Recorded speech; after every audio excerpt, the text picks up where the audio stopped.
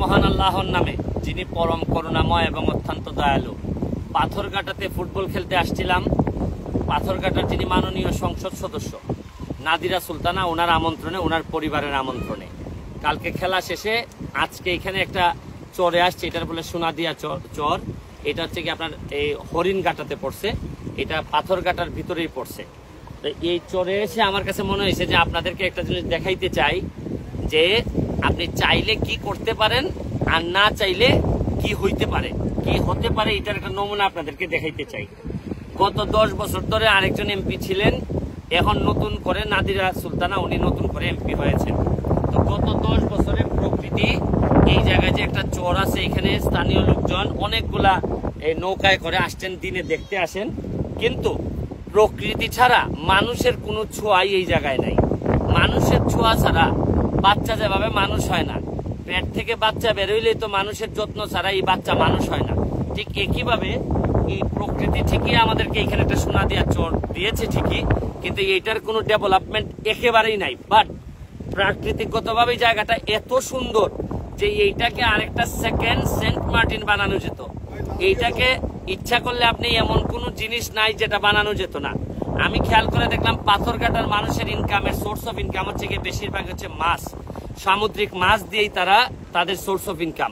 অথচ বিকল্প ইনকাম হিসাবে এইখানে যে পর্যটনের একটা বিরাট সম্ভাবনা আছে, আমি জানি না যে কেউ কি কারণে এই সম্ভাবনাটাকে চোখে দেখেন না। আমার এলাকায় আমি 2টা যাত্রী ছাউনি বানানোর কারণে এইবার রেকর্ড সংখ্যক পর্যটক আমার এলাকায় আসছেন। এমপি হিসাবে আমি চেষ্টা করে যাচ্ছি, এখানে যেহেতু আসছি আমি ভাবলাম যে এইটা একটু আপনাদের সামনে তুলে ধরি। এই যে দেখতেছেন এই জায়গায় হচ্ছে কি আপনার পায়রা বিদ্যুৎ কেন্দ্র, আর এটা হচ্ছে কি মোহনা, এই আপনার বিষখালী নদী এবং পায়রা নদীর, আর এই পাশে হচ্ছে কি কুয়াকাটা, আপনারা জানেন এইখানে এই সমুদ্রটা। তো এত সুন্দর একটা জায়গা রে, যদি মানে আমার কি বলবো যে একটু যত্ন করলেই একটা বড় সোর্স অফ ইনকামের জায়গা হইতো এই সোনাদিয়া চর। আমি এই পর্যায়ে আমাদের এখানে আমাদের যিনি যে এমপি সাহেবের দাওয়াতে আসছি, ওনার বড় মেয়ে এখানে আছেন। আমি ওনাকে আপনারা জিজ্ঞেস করতে চাই, আপনি তো এমপি সাহেবের সাথে সারাক্ষণ থাকেন এবং ওনার কাজ, অনেকগুলা কাজ আপনি নিজেই আগায় নিয়ে যাচ্ছেন। আমি আপনাদের জিজ্ঞেস করতে চাই, গত 10 বছরে কি হয়েছে এটা নিয়ে আর কথা বলতে চাই না, আমার রুচিতে লাগে। কারণ এই এমপি হওয়া যদি কোনো অনেকটা সম্পদ বানানোর বিষয় হয় তাহলে আর কিছু বলার নাই। আপনারা কি ওই আগের যারা নেতৃত্বে ছিলেন তাদের মতো করে নিজেরাই টাকা বানাবেন, নাকি না এই জায়গাটারে আপনাদের কোনো স্বপ্ন আছে যে টাকা না বানিয়ে একটা লিগেসি আপনারা রেখে যাবেন, যাতে মানুষ আপনার বাবা এবং আপনার মায়ের কথা স্মরণ করে, এরকম কোনো চিন্তা আপনাদের আছে কিনা একটু যদি বলতেন প্লিজ। ভাইয়া, আপনাকে প্রথমে সবার পাথরঘাটা বাবনা বেতাগীর সবার তরফ থেকে আপনাকে ধন্যবাদ। আপনি আমাদের আমন্ত্রণে এখানে এসেছেন এবং এখানে সবাইকে একটা সুন্দর খেলা, ফুটবল খেলা দিয়ে আনন্দ দিয়েছেন এবং এই প্রজন্মকে উদ্বুদ্ধ করেছেন খেলার জন্য। আসলে এই চরের এখানে যে ব্রিজটা দিয়ে আপনারা এসেছেন, এটা 5 জুলাই 2013 সালে আমার বাবা উদ্বোধন করেছিলেন এবং ঠিক তার 20 দিন পরে উনি রোড অ্যাক্সিডেন্টে ইন্তেকাল করেন।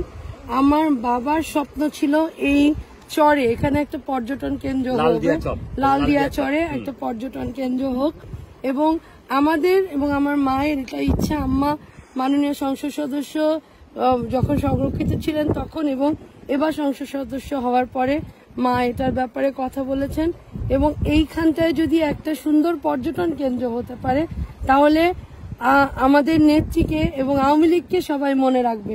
এবং আপনার এই এত বড় আপনার যে পেজটা, এটা যে ভিউ, আমি আপনার মাধ্যমে আমি স্বরাষ্ট্রমন্ত্রীর কাছেও অনুরোধ করব এখানে একটা পর্যটন কেন্দ্র এবং এখানে যদি সিকিউরিটির একটা ব্যবস্থা করা যায়, তাহলে এখনো আপনারা দেখেছেন এই যে ছোট ছোট নৌকায় করে মানুষ ঘুরতে আসে, কিন্তু সিকিউরিটির কারণে অনেকে এখানে আসতে পারে না। যদি আমরা সরকারের কাছ থেকে যদি এই সহযোগিতাটা পাই, তারপরে আমরা এখানে একটা সুন্দর পর্যটন কেন্দ্র করতে পারবো সরকারের সাহায্যে, এবং সেই ক্ষেত্রে দলকে, মাননীয় প্রধানমন্ত্রীকে এবং সবাই এই দেশের মানুষ আমার বাবাকে মনে রাখতে পারবে। আমরা চাই আওয়ামী লীগকে মানুষ এইটা থেকেও সবসময় পাথরঘাটার মানুষ মনে রাখুক। আমি এই বক্তব্যটা শেষ করার আগে আপনাদেরকে একটা জিনিস দেখাইতে চাই। আপনি হয়তো পানি দেখবেন পানির ঢেউ দেখবেন, কিন্তু আমি কিন্তু ঢেউয়ের মধ্যে সম্ভাবনা দেখতে পাই। আমার বিশ্বাস যে যারা দেশকে ভালোভাবে ধারণ করেন তারা নিশ্চয়ই সম্ভাবনা দেখতে পান।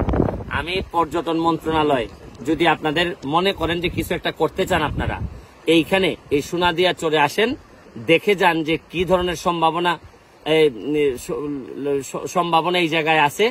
এবং এই পাথরঘাটারে লালদিয়া চর, এখানে পাথরঘাটারে ইচ্ছা করলে পুরাটাই দ্বীপ, পাথরঘাটারে ইচ্ছা করলে আপনি ঘাটে রূপান্তরিত করতে পারবেন, আর নাইলে আপনি যদি যত্ন করেন এইটাকে একটা সেন্ট মার্টিনের মতো করে একটা গুরুত্বপূর্ণ পর্যটন জায়গা হিসাবে রূপান্তরিত করতে পারবেন।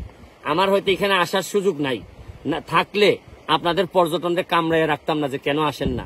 হয়তো ওনারা এইভাবে কামড়ায় না, তবে আমি আপনাদেরকে অনুরোধ করি, আমার পর্যটন আমি নিজেই টেনে নিব, অসুবিধা নাই, আপনারা না করলেও আমি টেনে নিব। কিন্তু এই জায়গাটাতে এই সম্ভাবনাটা প্লিজ নষ্ট করে দিয়েন না। এরকম সম্ভাবনা ভালোভাবে কাজে লাগাইতে পারলেই মানুষ বঙ্গবন্ধুর এই আদর্শের যে আমরা যে উত্তরাধিকার বলি, আমাদের চরিত্রের মধ্যে যেন উত্তরাধিকারিত্ব থাকে। এই বলে এই লালদিয়া চর থেকে আজকের মতো বিদায় নিচ্ছি।